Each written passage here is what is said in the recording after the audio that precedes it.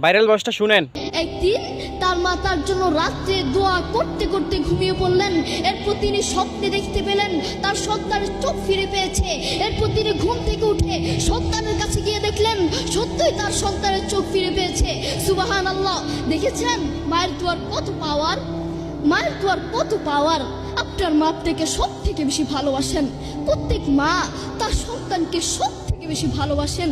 নিজের জীবন পর্যন্ত দিয়ে দিতে চান, নিজের জীবন হারাতে চান, নিজের জীবনের চেয়েও সন্তানকে বেশি ভালোবাসেন। বিশ্বাস হয় না? তার একটা সত্য দৃষ্টান্ত দিলে হয়তো আপনারা বুঝতে পারবেন। এই ঘটনাটি আমার দাদা আমার বাবাকে বলেছিল। একবার বাংলাদেশে প্রচুর ঝড় হয়েছিল, ঝড় তুফান হয়েছিল। ঝড় তুফানের কারণে মানুষের ঘরে টিন পর্যন্ত পানি উঠে গেল। তখন আমার দাদা নিজের জীবন বাঁচানোর জন্য একটি গাছের উপর উঠলেন। তখন আমার দাদা দেখতে পেলেন একজন মহিলা তার ছোট্ট একটা সন্তান নিয়ে একটি